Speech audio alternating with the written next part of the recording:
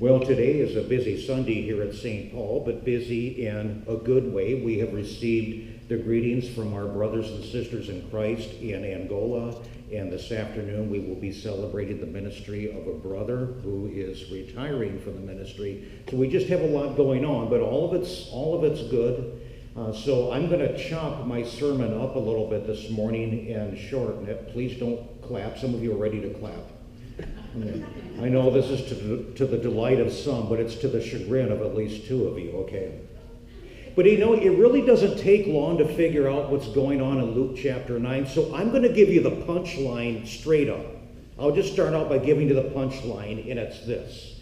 If you are holding a grudge against someone this morning, let it go. Just let it go.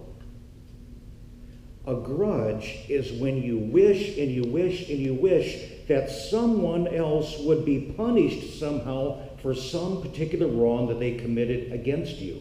But letting go of a grudge, on the other hand, is when you no longer wish for them to be punished. Now, is this difficult? Yes, it is, because as human beings, we are not creatures of logic. Okay, Mr. Spock on Star Trek was a creature of logic. You and I are creatures of emotion. In Luke's gospel, the disciples of Jesus got their feelings hurt because some people in a particular Samaritan town would not receive them when they came to the town. They were completely closed off to the gospel. Now, there are some social, cultural, and religious reasons for all this. We don't have time to get into all of that today. But the disciples got a chip on their shoulder about it. So much so that they said, Lord, do you want us to command fire to come down from heaven and to consume them?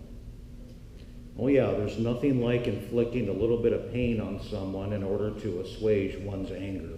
You don't have to raise your hand. I'm not going to take this is a rhetorical survey. But you remember the story, what happened to Lot's wife? Genesis chapter 19. She looked back and she turned into a pillar of, God turned her into a pillar of salt. Have you ever secretly wished for that to happen to somebody? Be turned into a pillar of salt like Lot's wife? As you read what happened, also, same chapter, to the twin cities of Sodom and Gomorrah, have you ever secretly wished for something similar to happen to your local zoning board? I'm not saying that I have, of course. Just because maybe they reject an application, you can't build a fence higher than 3 feet, that doesn't mean that we would think such a thing. You don't have to raise your hand. We don't like to talk about this kind of stuff in church, let alone admit that we think about it. But here is reality. Human beings get angry. And anger is simply a natural emotion. It is a response to when we sense that something is going to be done to us, or we sense that something has been done to us. Anger is a natural reaction to a problem that remains unsolved or to a wound that remains untreated. Now, I get angry all the time, and so do many of you. What usually gets my dander up is stuff that I hear on the news. And my wife and I have actually stopped listening to the morning news. For a long time, my wife and I would have our coffee and sit together in the morning and have on the news.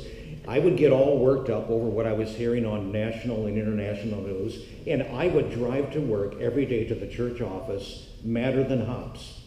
I finally figured out that's not a good idea. So she and I sit quietly with the TV and the radio off in the morning and have our coffee and just get together as husband and wife, and that actually fills me, and I feel better throughout the day.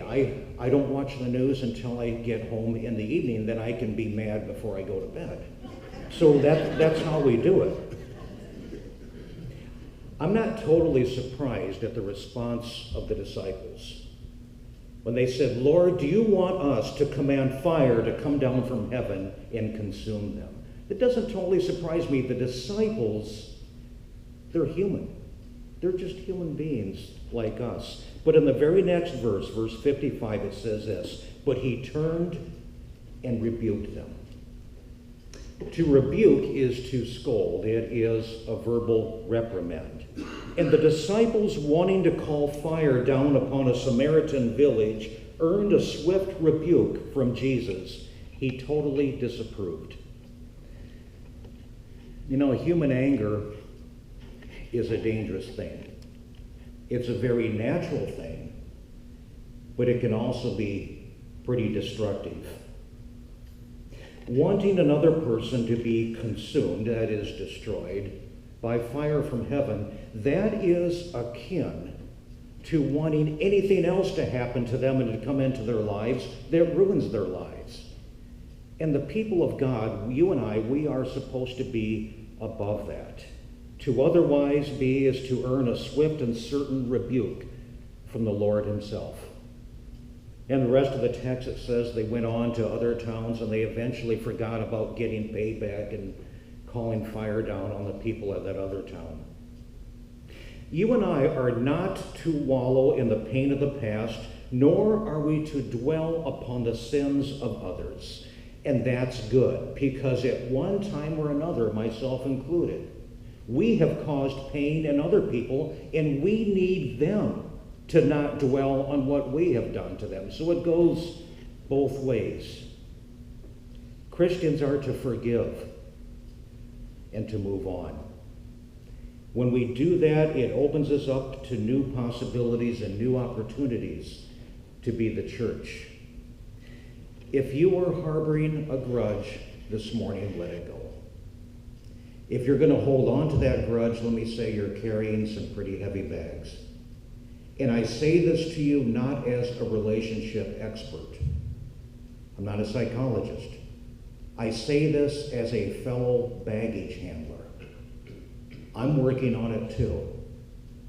But I want to say Christ can set us free.